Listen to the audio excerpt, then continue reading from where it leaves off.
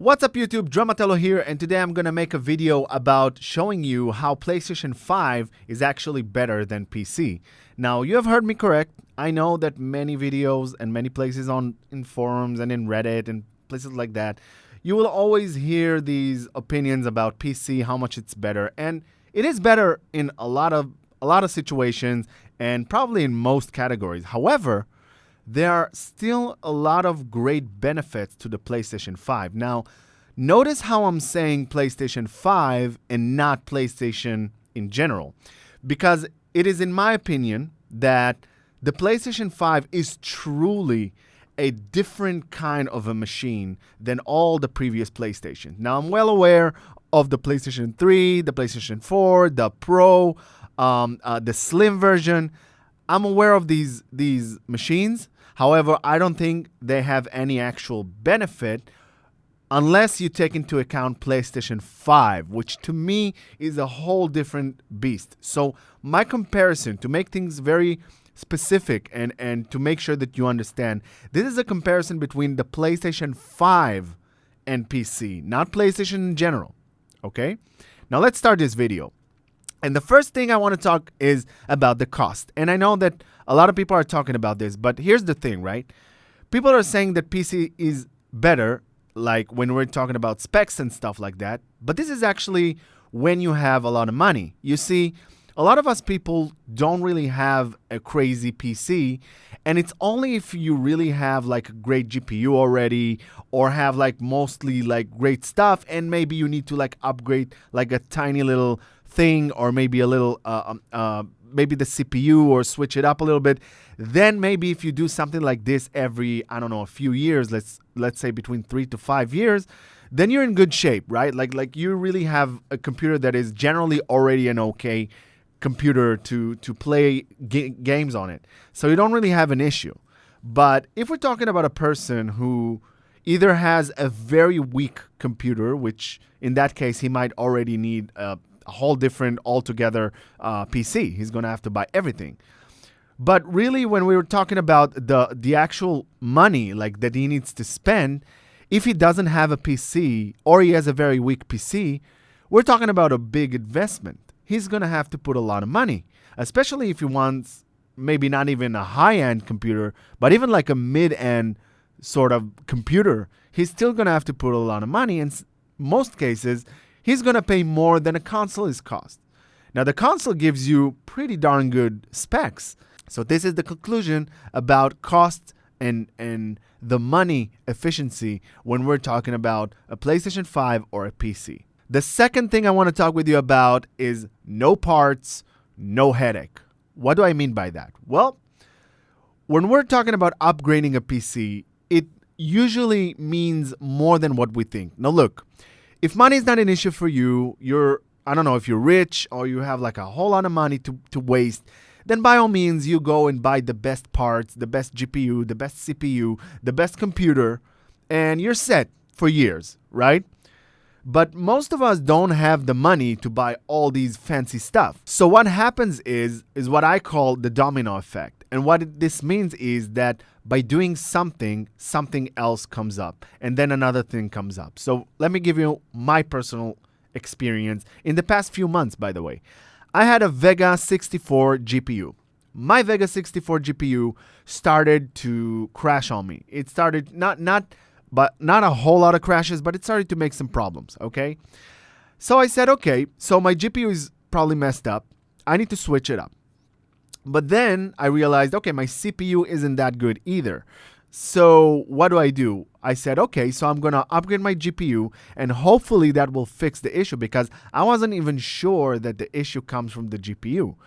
And I asked in forums and went to Reddit or whatever, like I couldn't find a specific way to actually understand what the problem is. So I just figured it's probably the GPU.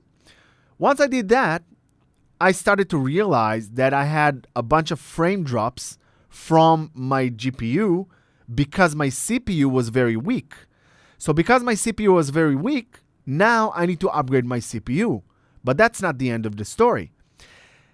I started to play a bunch of games, and it was only like a few days ago where I started to play, I believe it was the Horizon game on PC, on Steam. played the game, and I attached it to my 4K TV and started to playing around with it. And then after like constantly playing with it, I started to notice that my GPU was starting to make weird noise. And so I went in there and realized that the GPU was very heated. So now this is not just an issue to upgrade the CPU. Now I need to upgrade my fans and my whole cooling system. And now I need to put all my mind into all these things that I really don't want. What I actually want is just to play games. I just want to sit down, play a game, and be done with it. I don't want this headache. I don't want to make assumptions that will cost me money. And then when you try to think about, okay, what kind of cooling system, now you got to figure out, okay, do I buy the whole like mid tower? I'm going to switch the whole thing, the whole box up and with the fans, or do I just buy the fans? And if I buy a fan, what kind of type? Because there are so many types, so many different companies, the different, like, you know what I mean? So all this headache that you're getting from needing to purchase all these stuff, it never ends. It just never ends. There's not one thing that you can buy that you can actually say this is the end of it. Unless we're talking about like, again, like the highest end of computer. When you're on the PlayStation 5, you know you have the best top-notch PlayStation 5. Now, they might bring like a PlayStation 5 Pro, maybe like in a few days, but you're still set for years to come. And I'm going to go to the next thing that I want to talk about, but this is like what I mean when I say about, you know, it costs you not just money in the PC realm, but also like the headache, right? So this is my point about that. The third thing I want to talk with you about, and as I said, there are really great specs in the PlayStation 5, but what I was really fascinated about was the consistency of frames per second, the FPS. Now, when you're on PC, you say, okay, theoretically, I can get more FPS because I don't get capped on any game. Like I can, like whatever my computer can project, that will be the FPS. However, this is not really the case all the time. Sometimes you will have a really good GPU. Your computer might be like generally okay, but you will have some frame drops. You will have some weird stuff. And of all the games that I've played, the Ghost of Tsushima, the Horizon games, all these games, and God of War, of course, and all these games, there is never, ever a frame drop. Just never. And it also doesn't matter how much time I'm playing. I can play for like two hours straight, and I will have 0 frames drops. And this is crazy to me. It's just such a smooth experience that is really hard to explain, but it almost makes you forget that a PC can theoretically give you 160 FPS or whatever. You don't care. You're on a 60 FPS, but you have a very consistent FPS. So to me, it just shows like a different side to the story. We always talk about how much, you know, PC can get more FPS, but really at the end of the day, we want consistent FPS. This is how I felt. And so the smoothness of the gameplay, this is something that makes the PlayStation 5 better than most PCs, because it's just smooth. And this is what I wanted to say about smoothness. Another thing I wanted to talk about is the silence of the machine. Now, as I said before, I had a situation with my GPU. I switched it up. I got an RX 6700. And while that GPU is pretty okay, after playing for like an hour of Horizon connected to my 4K TV, and mind you, I was playing upscaled, not actual 4K, right? And I was playing, and all of a sudden, my GPU started to make noises. I went in there, I opened the box, I touched the GPU, and realized it was almost like on fire. So this is the type of things I'm talking about, like all these noisy stuff, like when your computer becomes noisy, and all this headache that you have. You just don't have that on the PlayStation 5.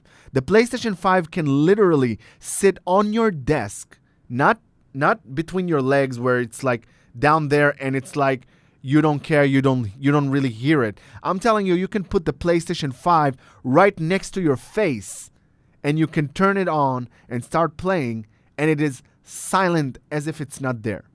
That to me was crazy. And to take into account the resolution and the quality of games and how everything looks and how everything works smoothly, to me it's just an amazing feature to have. Another thing I want to talk about is drivers on PC and, well, the streamlined world of PlayStation. You see, when you get up on a PlayStation, because PC can be a lot of other things. It doesn't have to be games. You can do like graphics design. You can do all these things. But if your PC is only for games anyways, like me, I'm using my MacBook Pro to do all my work and all my stuff. So my computer is essentially a gaming computer. That's it. I don't do pretty much anything on it. And so when you're on the PlayStation 5, you have a very streamlined feeling to everything. You just jump between the games and you do everything very easily.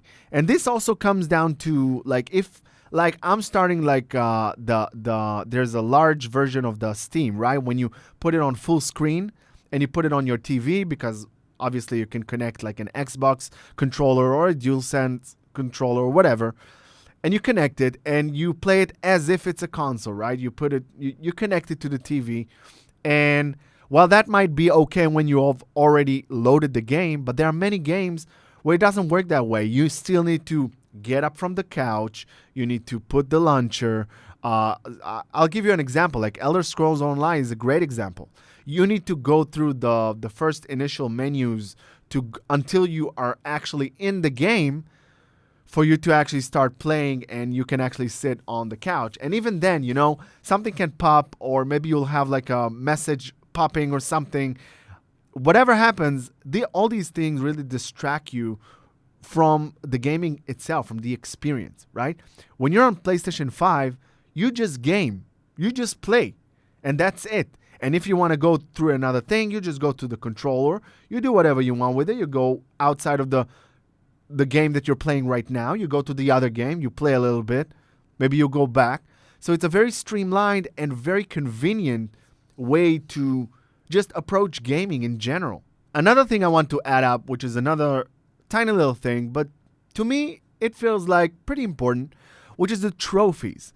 So on PlayStation 5 you have trophies which to me are more satisfying for some reason unknown to me when you compare it to like Steam. I don't know what is it about these trophies, but there's just something about when a person, say, look you up and maybe somebody will get into your account and they will look at you and they will see all the trophies. You can instantly understand the type of gamer you are. Like you have some trophies that really say that you've like 100%ed a game, right? And so if you have many of those or some of those, a gamer might look at that and say, okay, so this is like a very dedicated gamer. You can get the type of gamer that he is, right?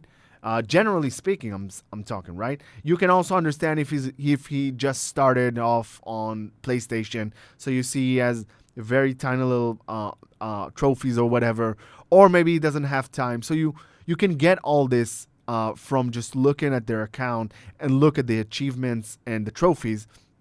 But on Steam, for some reason, it's just meaningless. Nobody cares. Nobody looks it up. Nobody looks at your profile even. Nobody cares. And I don't know why that is, but the trophies and also the way they are presented as they pop into your the game when you're playing it, something about it just gives me a more accomplished feeling. And I don't know, maybe down the line, that type of achievements and trophies might get me to do things that I wouldn't normally do. I don't know, like maybe even 100% a game where I never even cared about that before. Now I kind of care about it. This is obviously like an opinion thing, right? Somebody might say, well, I don't know, like I don't care either. But for me, I don't know. It's a motivation for sure. Another thing I want to talk about is the DualSense, of course. Of course. Now look, I'm not saying there are no games that support some of the DualSense features. I'm just saying that Sony really are making sure that you don't have Like even in their own games, they are making sure that the games that are ported to PC don't have all the features that you want. They just don't have that features. And the DualSense features, I'll be honest with you, coming from 20 something years of gamer that I am, going on a DualSense and started to playing a game like Ghost of Tsushima and feeling like the horse as it rides, you get these tiny little rumbles and you get all these weird just cool sensations in the DualSense. It adds a different layer of gaming. I know that it's a hit or miss for some people, but I'm here to tell you that if you haven't experienced the DualSense yet, trust me, you want to feel it. You just want to, if you have a friend, don't even go and buy PlayStation 5, but just try it out. Try it if you have a friend. Tell your friend if he's on a PlayStation Plus subscription. Tell him, hey, install Ghost of Tsushima. Let me just play around with it. I guarantee you, you will have a very different perspective on the DualSense. The DualSense, to me, it really is groundbreaking. It's just a different experience. It adds something different. And you have many games that have these sensations. Even now, Hogwarts Legacy, a new game that came out. Now, I don't know what the deal is between Sony and the makers of Hogwarts Legacy, but there's definitely something about like exclusivity when it comes to the DualSense. Because when you're on the DualSense on PC, from what I've heard, is that you don't even have that much support. And even if you have support, you need a third-party program like DS4 or a DualShock 4. There's a program that can make your DualSense as if it's like a DualShock 4. And you need to use that software. And then, of course, you only have like the most regular, vibrations on the DualSense. But you don't actually have the experience. You don't experience the actual DualSense and what it does. And one of the best things that I thought that Sony did was to make a game that is called Astro's World or Astro something. And that game essentially is like a demo game for the DualSense. And it lets you sort of see the potential, right? Because it's not really like that you have that many games that really actually support all these features yet. But it gives you all the potential that you can see and feel like. And there's so many crazy stuff. Like, I don't even want to spoil things for you. You just need to experience it to understand it. And there are so many incredible things that you're going to be like, holy, like, are you kidding me? You really want me to do this? And you do it and it works. And just, it's such a, it just shows you the potential that it can have. I can already imagine so many games with so many different parts in the game where they can use these features. And I'm sure they are using these features. But I'm sure they will use it more and more as we will progress. So the potential of the DualSense is incredible. And today, the DualSense is incredible already. I'm just saying we have a little bit more to go because I feel like the DualSense wasn't like 100% used yet. I feel like there's more to it. After playing the Astro game, I realized that there's just endless potential to the DualSense. So the DualSense is definitely a huge, huge thing to consider when you want to buy a PlayStation 5. One last thing I want to talk with you about, and this is going to be the last thing that I found. Maybe if you have found more things, please write them down in the comments below. I would love to hear that. But the thing I want to talk with you about is exclusive games. Now look, I know that some of the games are coming to the Steam and they come to PC. And they have already arrived. And we also have The Last of Us Part 1 that comes to PC. But just remember, these games are still exclusive. And do you actually think that it's just a coincidence that they are porting these games to PC, but always when you have like a part 2 to them? Why are they bringing the Horizon Zero Dawn to the PC, but they don't bring Forbidden West? Why are they bringing The Last of Us Part 1, but they don't bring The Last of Us Part 2? You see what I'm saying? I think that Sony are smart enough to understand that their exclusives are it's one of the bigger and greater things about the PlayStation 5. And so they want to keep that right. They want to keep that power. But they still want to port some games to PC to give you a little bit of taste of what it is that PlayStation have. Just a tiny bit of feeling like what it is like to play PlayStation exclusive games. And so I think they are doing a great job with it. I think that they know what they are doing because they want to pull you in to their world. And remember, like at the end of the day, if you're playing God of War 1 and you have finished the game and let's say you're absolutely in love with the game, and believe me, the games that PlayStation are making, the Sony are making, they're making top-notch video games. Okay, let's put it there. Okay, they are making really great cinematic experiences, great games generally, and it's really one of a kind experience. So you're playing it on PC, you love the game, so now you want to play Ragnarok. Well, sorry to tell you, but that game does not exist on the PC realm. Now you will have to, take your chance generally and say, okay, maybe, hopefully, they will bring it to PC in a year, in 2 years, but they might as well put it out only after 4 years. Maybe they are waiting for God of War, like the chapter that comes after Ragnarok, and only when that will come out, only then they will release Ragnarok to PC. Who knows? But what I'm saying is that we just don't know. We don't know when they are going to do that. So therefore, you're kind of stuck. Now you're in love with the game, and you want to complete the franchise for the second game that is the Ragnarok, and you cannot do it. Same thing goes for Horizon. Let's say you play Horizon Zero Dawn. You love the game. You want to play Forbidden West. You can't do that. So this is what I'm talking about when I say exclusive games, right? Like exclusive games are very important. And if you love the Sony's exclusive games, then I'm sorry to tell you, but if you're going to be on the PC realm, you're going to have a hard time. You're just going to have to wait. Look, on March, probably the end of March, you got The Last of Us Part 1 coming out, right? Let's say you fall in love with the game, which is a very good chance that you will. If you're going to want to play Part 2, well, again, the same problem. You're going to have to wait until the Part 2 comes out. So this is it, guys. These are all the great stuff about PlayStation 5 that I loved when you compare it to PC. So this is it, guys. This is the video. I think I've talked about pretty much everything. Now, this is, mind you, this is just after 2 months of having the PlayStation 5. Maybe I'll upload a different video maybe a year, 2 years from now. I don't know. But for now, these are the benefits that I see for you to actually take the PlayStation 5 over upgrading your PC or getting a new PC. I hope you enjoyed the video. Don't forget that subscribing to my channel helps a whole lot and also shows me why I should continue making these videos. So put a like, subscribe to my channel, and thank you guys, and I'll see you in the next video. Peace out.